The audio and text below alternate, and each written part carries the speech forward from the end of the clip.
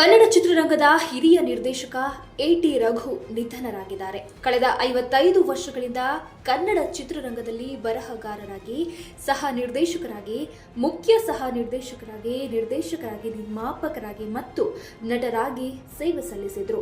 ಅದರಲ್ಲೂ rebel star Ambareesh ನಟಿಸಿದ ಸಿನಿಮಾಗಳನ್ನೇ ಹೆಚ್ಚಾಗಿ ನಿರ್ದೇಶಿಸಿದ ಹೆಗ್ಗಳಿಕೆ ಇವರದ್ದು.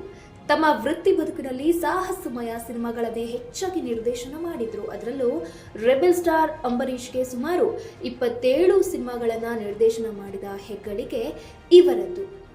Rebel star Ambareesh super star ಪಟ್ಟ ತಂದುಕೊಡುವಲ್ಲಿ ಎ.ಟಿ. ರಘು ಪ್ರಮುಖ ಪಾತ್ರ ವಹಿಸಿದ್ರು. ಆದರೆ ಇವರ ಕೊನೆಯ ದಿನಗಳು ಅಷ್ಟೊಂದು ಚೆನ್ನಾಗಿರಲಿಲ್ಲ.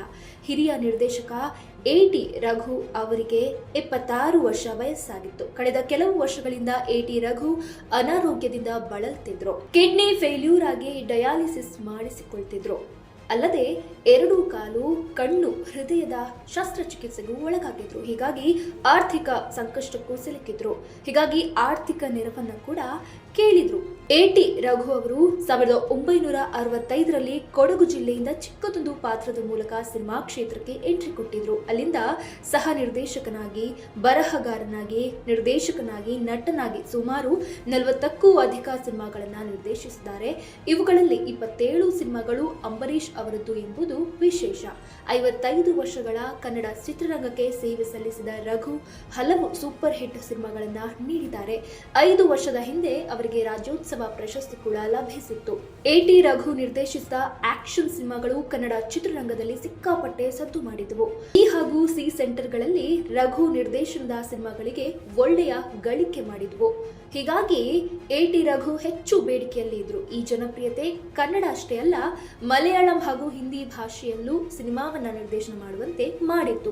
1984ರಲ್ಲಿ ಸೂಪರ್ ಸ್ಟಾರ್ ರಜನಿಕಾಂತ್ಗೆ ಮೇರಿ ಅದಾಲತ್ ಅನ್ನುವ ಸಿನಿಮಾವನ್ನ ನಿರ್ದೇಶನ ಮಾಡಿದ್ರು. ಇದು ಅವರದ್ದೇ ಆಶಾ ಸಿನಿಮಾದ ರೀಮೇಕ್ ಆಗಿತ್ತು. ಅಂದಹಾಗೆ 1980ರಲ್ಲಿ ನ್ಯಾಯ ನೀತಿ ಧರ್ಮ ಸಿನಿಮಾ ಮೂಲಕ ಕನ್ನಡ ಚಿತ್ರರಂಗಕ್ಕೆ ಪಾದಾರ್ಪಣೆ ಮಾಡಿದ್ರು.